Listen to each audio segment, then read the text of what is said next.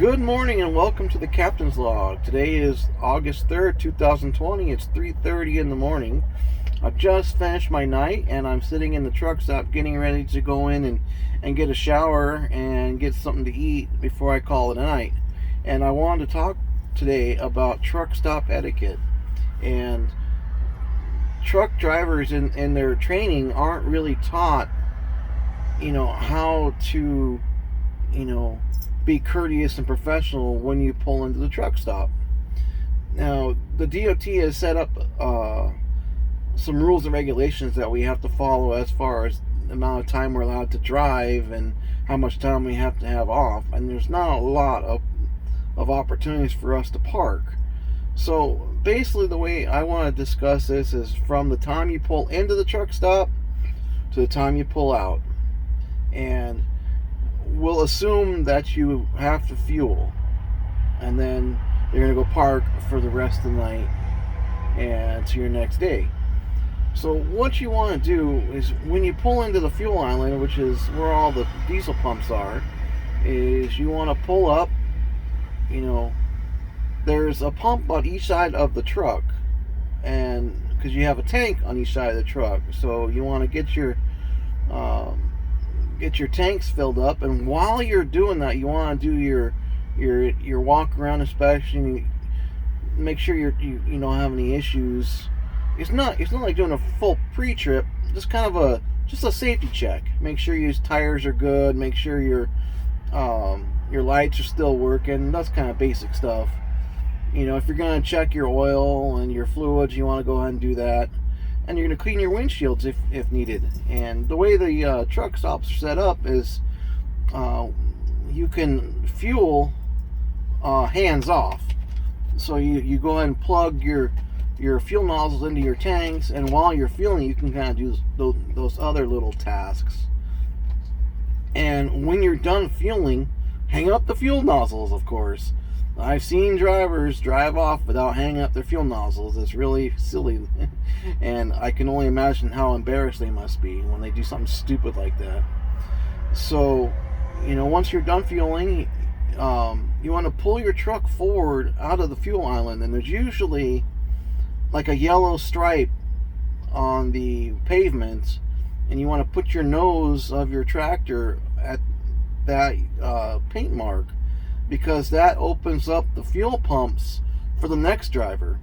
And there's times when there's nobody in the truck stop and you can get in and out no problem, and then there's other times when it's just a madhouse and everyone's trying to get in at the same time. So you want to use that space you have in front of the fuel pumps to pull forward and allow the driver behind you to get his or her fuel. And as you go into the truck stop, if you're going to be inside for more than, I'd say, 10 minutes, you want to park the truck. And that's not always possible because there's a serious lack of parking for trucks out there. And you go in and get your coffee or your soda, use the restroom, maybe get a little snack, and then come back out. Now, the DOT has set up laws saying that you're only allowed to work for so many hours, and of that time you're allowed to work, you're only allowed to drive 11. You're allowed to work a total of 14 hours in a day, but you're only allowed to drive for 11 of those 14. So you could work not driving for 6 hours, and then you'd only be able to drive for 8, because it can't exceed 14 hours in a day. And within your first 8 hours, you have to stop and take a 30-minute break. Now, a lot of drivers use that opportunity when they're on the highway, when they stop to use the restroom, go ahead and take their 30-minute break and get back on the highway, which is fine. So let's assume that you fueled, you pulled your truck forward, you've gone in and got your receipts or your trip advance, or if you needed to get oil or whatever, you've done that. And now it's time, you're going to shut down for your 10 hours off. And what you want to do, if you have a tractor and trailer, which is generally what you're going to have, find a safe place to park in the truck stop. Be very careful when you're driving around these truck stops, because a lot of them are not well lit. They're tight spaces. There's trucks parked every which way, and it can be a big obstacle trying to find a parking place. Well, let's assume there's easy parking. You parked your truck and you're going to shut down for the night. Now, if you have just the bobtail, which is just the tractor portion, not a trailer, don't take a full-size parking space. It's just rude, because every driver out here knows just how hard it is to find a parking at some point in time. And if you're like me and you work nights, generally when you get into the truck stop, most of the guys are getting up and getting on the road, so parking isn't as much of an issue. But like if you're most drivers, you're shutting down at 3:30, 4, 5 o'clock in the evening, and you're going to shut down for the night, truck stops and rest areas fill up, and they fill up quick. So by you having just that bobtail tractor taking up a full-size parking space, that's going to make it even that much harder for a full truck and trailer to find a place to park. So please use some common courtesy and don't take up a full-size parking space.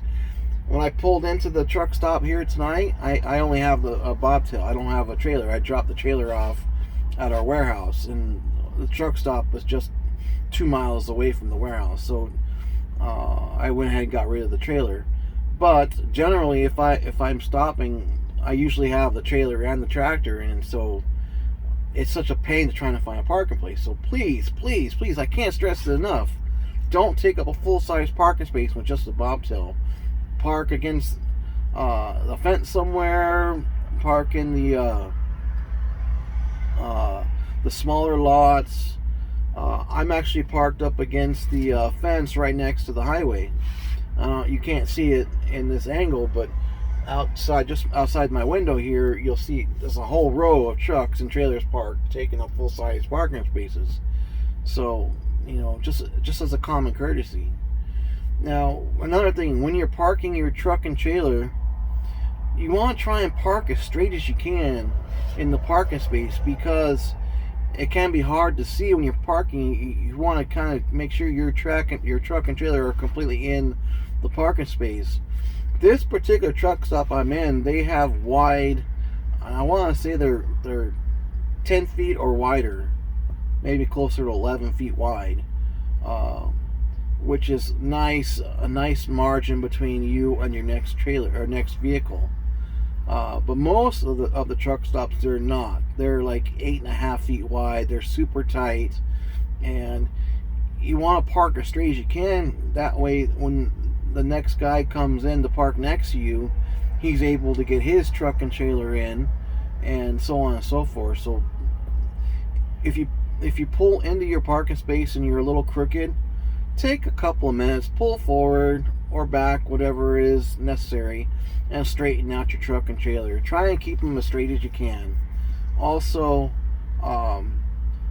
try not to park in such a way that it's going to cause a hazard or an obstacle for another truck to get in and out. So just be aware that it can be very hard to see, especially at night in some of these darker truck stops, to park safely. So that's pretty much my rant on truck stop etiquette. Do not, under any circumstances, take your 30-minute break in the fuel island. That is just completely a complete disregard for other trucks and drivers out there, because someone's not knowing that you're taking a 30-minute break and they pulling behind you to get fuel, and they're sitting there waiting and waiting and waiting and waiting and waiting for you to pull out, and you're just sucking up their hours of service. Another problem with these new ELDs, these electronic logging devices that we have in the trucks now, which is I want to say, has been mandatory for about a year. Uh, they sync right to the computer on the truck, and some of them are very sensitive. So if you move the truck a foot, it'll change your duty status. And if you're taking a 30-minute break and you move the truck, sometime during that 30-minute break, what could potentially happen is it detects your vehicle movement and it ends your brake. And if you haven't taken a full 30 minutes, then you could wind up getting a very serious ticket. It's like $2,700. So be careful. So rules of the road: fuel, move your truck forward, park straight, park in such a way that it's not going to cause a hazard to somebody else.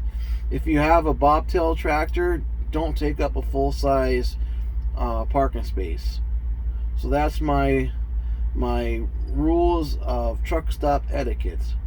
I hope that helps some people out there.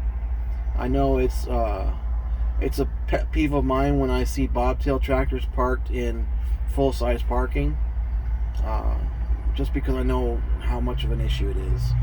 So on that note, we'll close it down for tonight.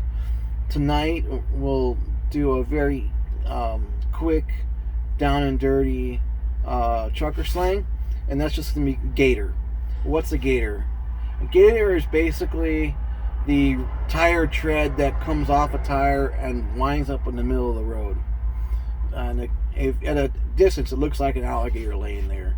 So that's your trucker slang of the day. Tire tread that's come off your tire, generally recap tires. That's a gator. So on that note, thanks for watching. Have a good night.